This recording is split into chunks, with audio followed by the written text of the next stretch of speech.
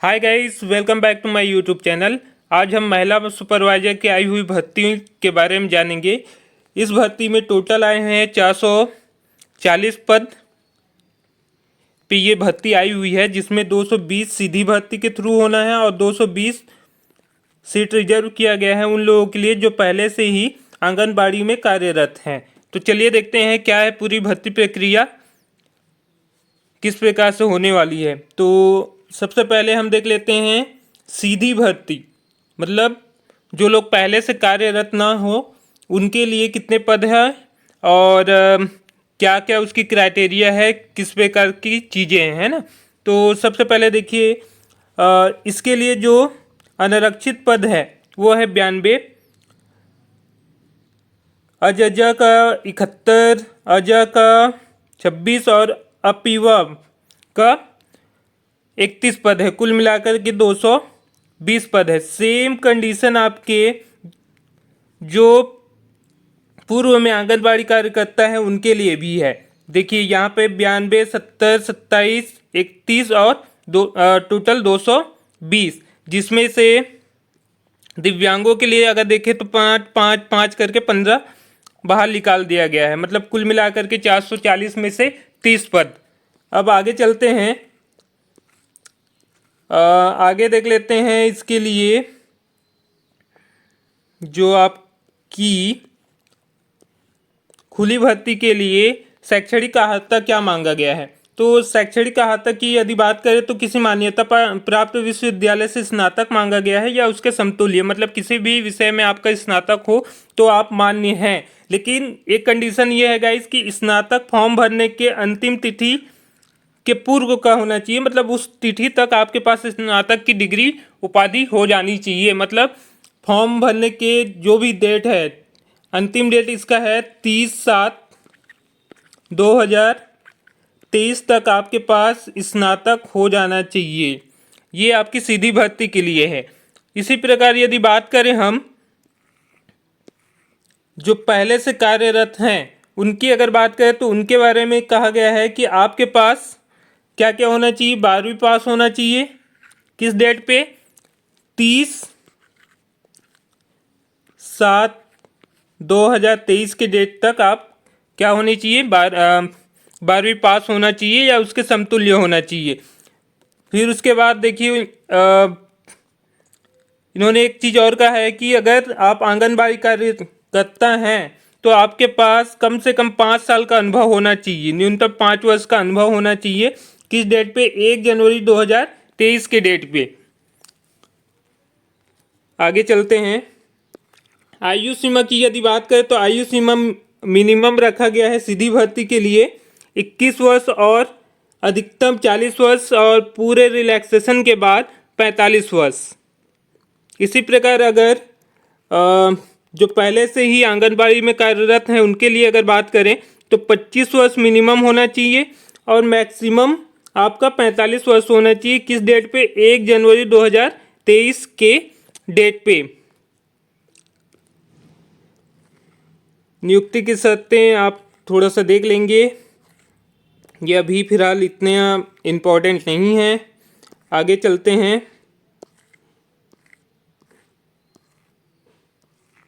चयन प्रक्रिया के बाद है जो हमारे सबसे इम्पोर्टेंट है सिलेबस की ओर।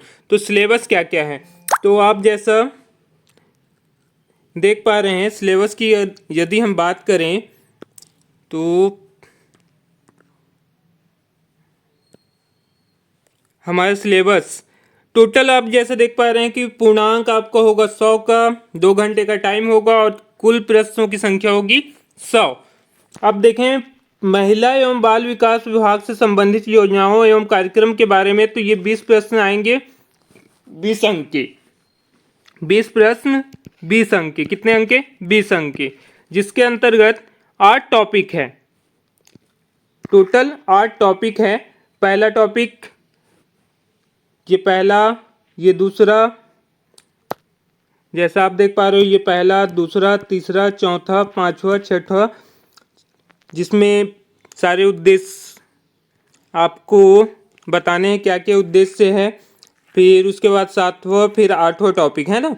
अब उसके बाद भाग भाग 2 है, यदि भाग 2 की बात करें तो भाग 2 के अंदर में है सामान्य मानसिक योग्यता एवं सामान्य ज्ञान। ये होगा टोटल 40 अंक की, मतलब 20 के आपके सामान्य मानसिक योग्यता होगा, रीजनिंग होगा, और 20 अंक का आपका सामान्य ज्ञान होगा, जीके होगा, जीके होगा, है ना।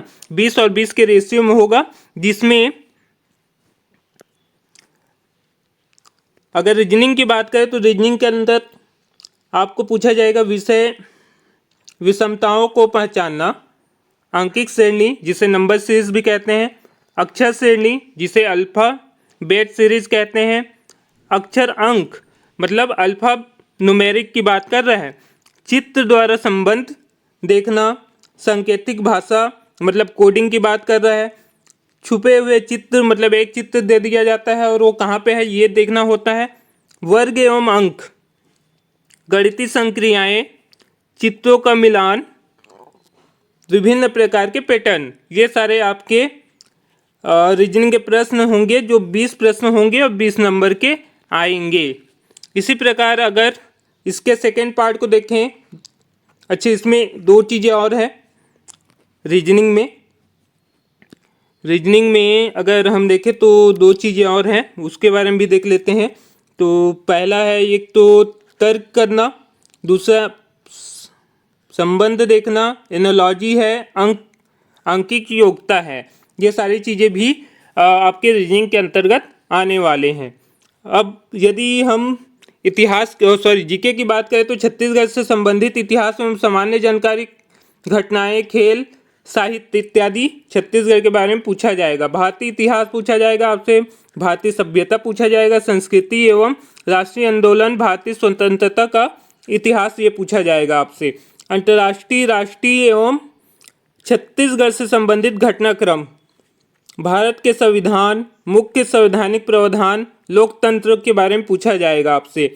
भारत की अर्थव्यवस्था, जो वर्तमान में जो हमारी भारत की अर्थव्यवस्था है वो किस प्रकार की अर्थव्यवस्था, ये क्या घटनाक्रम चल रहा है, वो पंचवर्षीय योजना की अगर बात करें तो वो पूछे जा सकते हैं, पहुँच जाएंगे आपके।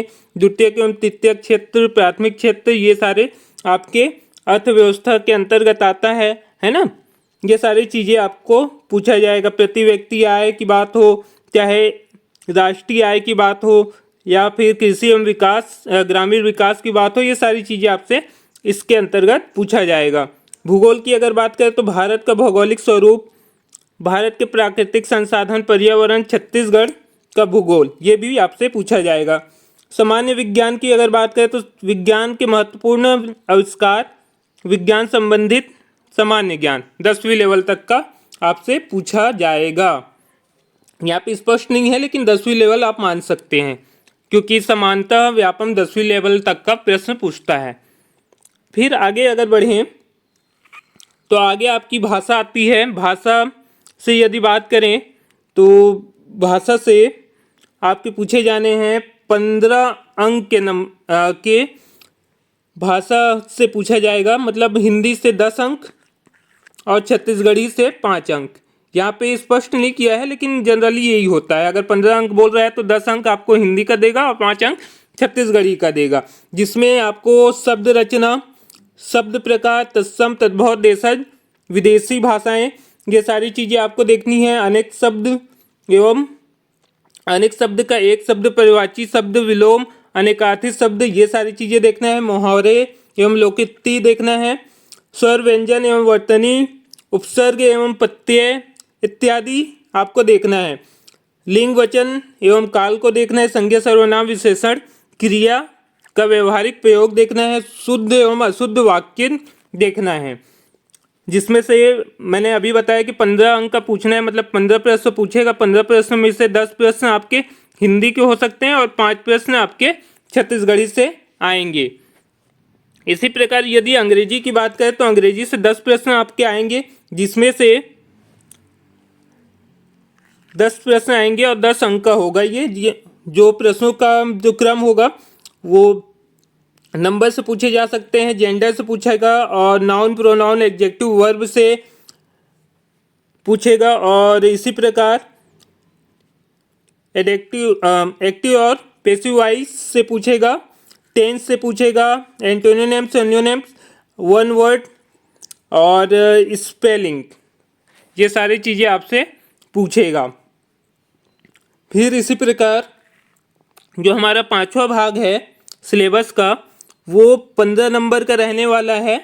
गणित की बात कर रहा है। गणित मतलब 10वीं लेवल तक की गणित, मतलब इसमें आपसे क्या क्या पूछेगा, दार्शनिक प्रणाली है ना, जिसमें आपको दशमलव, भिन्न, ये सारी चीज़ें पढ़ना है। सम संख्या एवं विषम संख्या, गुणनफल एवं भाग, अनुपात एवं समानुपात, औसत, प्रतिशत, साधारण ब्याज एवं चक्रवृद्धि ब्याज, लाभ, हानि एवं क्षेत्रफल आकलन। तो इसमें जो सबसे महत्वपूर्ण, मुझे ये 6 में से जो सबसे महत्वपूर्ण टॉपिक लग रहा है, जो 15 नंबर में सबसे ज़्यादा आने वाला है, वो है टॉपिक नंबर 5, नंबर 6, नंबर 4। और यहाँ से एक एक प्रश्न पूछ लिया तो बहुत है। बाकी सारे प्रश्न जो बच गए आपके 9 प्रश्न, अगर बात करें तो 12 प्रश्न अगर जो बचते हैं वो ये 3 टॉपिक से पूछे जाएंगे। अनुपात एवं समानुपात, औसत, प्रतिशत, साधारण ब्याज एवं चक्रवृद्धि ब्याज, लाभ, हानि एवं क्षेत्रफल आकलन, इससे पूछे जाएंगे। इसी प्रकार यदि जो पहले से ही आंगनबाड़ी में नियुक्त हैं उनके सिलेबस की बात करें तो सिलेबस दोनों का सेम रहने वाला है। वही सिलेबस है, सेम टू सेम, कुछ भी चेंज नहीं है। न अंकों में कोई चेंज, अंकों में थोड़ा सा चेंज है। सिलेबस तो सेम है लेकिन अंकों में थोड़ा सा चेंज है। यहाँ पे देखिए, आपके जो बाल विकास के प्रश्न वहाँ पे 40 अंक के पूछे जा रहे थे, यहाँ पे 60 अंकों का पूछा जाएगा। और क्या चेंज किया इसने, अगर यहाँ पे 20 नंबर बढ़ाया तो कहीं पे 20 नंबर कम किया होगा, तो वही देख लेते हैं। तो सामान्य योग्यता और जो जीके था वो वहाँ पे 20 नंबर का, 40 नंबर का था, जिसको घटा करके यहाँ पर 15 अंक का किया गया है। मतलब यहाँ पे 15 अंक की कटौती किया गया है। तो अब ये मान सकते हैं कि 10:5 होगा। यहाँ पे 10 नंबर आपके रीजनिंग का होगा और 5 नंबर आपके जीके का होगा। इसी प्रकार अगर आगे बढ़ें तो हिंदी और छत्तीसगढ़ में आपका वहाँ पे 15 नंबर का था, अब यहाँ पे हो गया है 10 नंबर का। तो आप जैसे देख पा रहे हो सिलेबस सेम है, नंबर बस चेंज हुए हैं। वहाँ पे 15 नंबर था और यहाँ पे 10 नंबर हो गए हैं घट करके। और वहाँ पे जैसे हमने 10:5 की रेशियो में बांटा था, वैसे ही आप यहाँ पे 7:3 के रेशियो में मान सकते हैं कि 7 नंबर की हिंदी का आएगा और 3 नंबर का छत्तीसगढ़ी आएगा। अंग्रेजी की बात करें तो अंग्रेजी भी घट करके यहाँ पे हो गई है 5 नंबर का, वहाँ पे 10 था, यहाँ पे 5 है। गणित की बात करें तो गणित भी यहाँ पे घट करके हो गया है 10 नंबर का, वहाँ पे 15 था, यहाँ पे 10 है। लेकिन सिलेबस में कोई चेंज नहीं है, सिलेबस दोनों का सेम है, बस नंबरों में ऊपर नीचे किया गया है, कहीं पे कम किया गया है, कहीं पे ज़्यादा किया गया है। तो चूँकि इन लोग पहले से ही नियुक्त हैं और पहले से ही कार्य कर रहे हैं इस फील्ड में, इसलिए इस फील्ड के नॉलेज के बारे में इनसे ज़्यादा पूछा गया है, इसीलिए यहाँ पे नंबर बढ़े हुए हैं 60 नंबर का। और निश्चित रूप से यहाँ से इनको थोड़ा हार्ड लेवल का क्वेश्चन देखने को मिलेगा,